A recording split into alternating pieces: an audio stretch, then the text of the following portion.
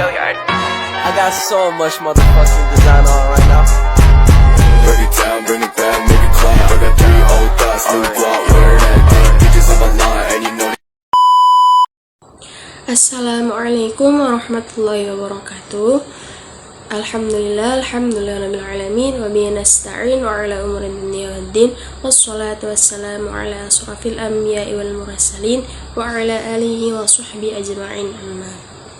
Baik yang terhormat dosen pengampu mata kuliah Masail Fiqhiyah, yakni Ibu Zahratus Saidah MAPD dan teman-teman kelas yang saya banggakan. Baik, di video kali ini saya akan menjelaskan tentang materi aborsi. Yang pertama-tama, perkenalkan dulu, nama saya Novi Habibatun Nazila dengan nomor NIM 281010145 dan dengan nanti rekan saya yaitu Rima Nur Badriah dengan nomor NIM 228101030. Baik, untuk mempersingkat waktu, mari kita langsung masuki pemaparan materinya. Jenis-jenis aborsi. Keguguran bisa terjadi dengan sendirinya secara alami dan juga bisa terjadi karena campur tangan manusia. Bentuk kedua inilah yang sering terjadi dalam kehidupan masyarakat. Dan secara umum, pengguguran kandungan itu dapat dibagi menjadi 2 macam, yaitu pengguguran spontan dan pengguguran buatan atau disengaja. Yang pertama, abortus spontan. Abortus spontan adalah pengguguran yang tidak sengaja. Abortus spontan ini terjadi karena sebab-sebab ilmiah, bukan karena perbuatan manusia. Abortus spontan biasanya terjadi pada 3 bulan pertama dari masa kehamilan dan tidak ada satu pencegah pun yang dapat menghindari penyebab umum keguguran ini. Bahkan dokter juga tidak dapat menentukan dengan tepat apa yang menyebabkannya. Biasanya abortus seperti ini diawali dengan pendarahan tanpa diketahui sebabnya. Tapi ada pula yang terjadi karena terkejut atau karena jatuh. Abortus semacam ini tidak menimbulkan dampak hukum karena hal itu terjadi di luar kehendak dan kuasa manusia. Yang kedua itu abortus buatan. Abortus buatan adalah pengguguran yang terjadi sebagai akibat dari suatu tindakan.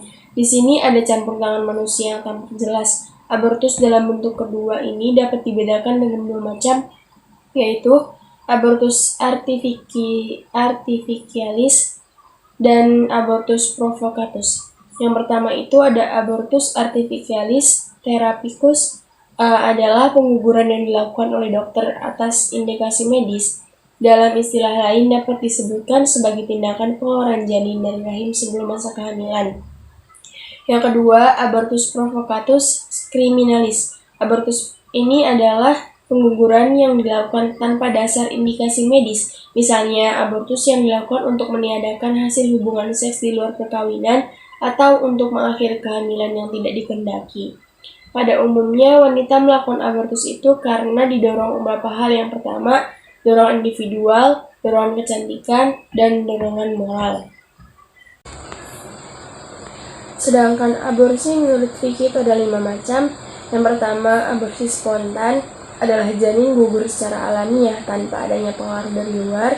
Yang kedua, aborsi karena darurat atau pengobatan. Yang ketiga, aborsi karena khilaf atau tidak sengaja. Misalnya ada seseorang polisi memburu pelaku kejahatan di suatu tempat yang ramai pengunjung. Karena takut kehilangan jejak, polisi itu menembak pelaku, akan tetapi pelurunya ke tubuh ibu hamil sehingga menyebabkan guguran. Yang keempat, aborsi yang menyerupai kesengajaan. Misalnya ada seorang suami yang menyerang istrinya yang sedang hamil sehingga mengakibatkan ia keguguran. Yang kelima, aborsi sengaja dan terencana. Misalnya ada seorang yang hamil sengaja meminum obat dan maksud agar kandungannya itu gugur, atau ia sengaja menyuruh orang untuk menggugurkan kandungannya. Selanjutnya ada larangan melakukan aborsi. Yang pertama itu kandungan atau janin yang ada dalam perut seorang ibu dari mana ia dihasilkan merupakan kehidupan yang harus dihormati. Ia hidup di dalam perut ibu karena diberi ruh oleh Allah yang kelak akan menjadi manusia yang punya akal pikiran. Yang kedua, apabila ada seorang yang sengaja menendang perut seorang ibu yang sedang hamil, kemudian bayi lahir dalam keadaan hidup, tidak lama kemudian meninggal, maka orang tersebut dikenakan kewajiban membayar diat secara sempurna. Yang ketiga, jika ada seorang ibu yang tega sengaja meminum obat-obatan untuk membunuh si janin tersebut, maka hukumnya adalah membayar denda, yaitu memerdekakan seorang budak mukmin. Jika tidak mampu, maka ia diharuskan berpuasa selama 2 bulan penuh secara berturut-turut. Selanjutnya, sebab-sebab aborsi. Yang pertama itu tujuannya menggugurkan janin karena takut miskin atas penghasilan yang tidak memadai. Aborsi ini dilarang berdasarkan firman Allah dalam surat Al-Isra ayat 31 yang berbunyi, Bismillahirrahmanirrahim. Wala taqtulu awladakum khasyata imlaq. Nahnu narzuqukum wa iyyakum.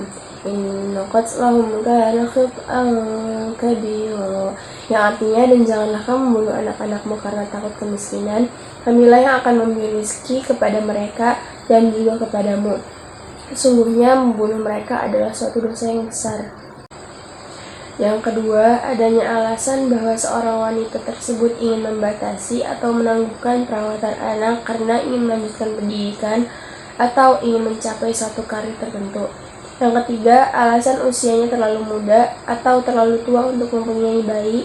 Yang keempat, akibat adanya hubungan yang bermasalah, yaitu hamil di luar nikah atau kehamilan karena sesuatu sehingga seorang wanita tersebut melakukan aborsi karena menganggap kehamilan tersebut merupakan aib yang harus ditutupi. Dan yang kelima, alasan bahwa kehamilan akan dapat mempengaruhi kesehatan baik bagi si ibu maupun bayinya. Untuk alasan ini, aborsi itu dapat dibenarkan. Aborsi menurut indikasi medis yaitu alasannya yang pertama untuk menyelamatkan ibu, karena apabila kelanjutan kehamilan dipertahankan akan mengancam dan membahayakan jiwa ibu hamil. Yang kedua, untuk menghindari kemungkinan terjadinya cacat jasmani dan rohani apabila janin dilahirkan. Selanjutnya yaitu metode aborsi. Metode aborsi ada 4 macam. Yang pertama yaitu curettage and dilatage. Yang kedua yaitu curette, yaitu mempergunakan alat khusus untuk memperlebar mulut rahim. Kemudian janin itu dikiret dengan alat seperti sendok kecil. Yang ketiga yaitu aspirasi, yaitu penyedotan isi rahim dengan pompa kecil. Yang terakhir yaitu hysterotomy. Di samping keempat cara di atas, pengguguran juga sering dilakukan dengan menggunakan obat-obatan. Pemanfaatan obat-obatan itu ada kalanya dengan ditelan melalui mulut atau diletakkan ke dalam vagina wanita.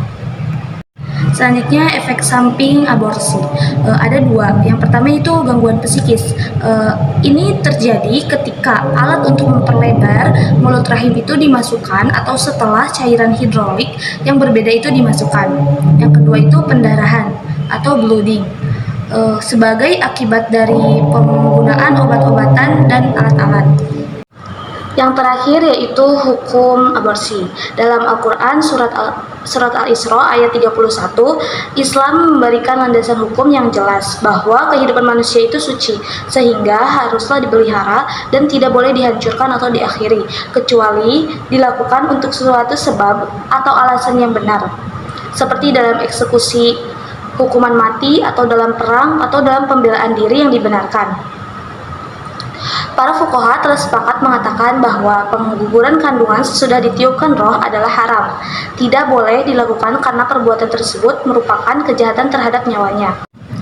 Sekian presentasi dari kelompok 8. Kurang dan kurangnya mohon maaf. Billahi taufiq wal hidayah. Wassalamualaikum warahmatullahi wabarakatuh.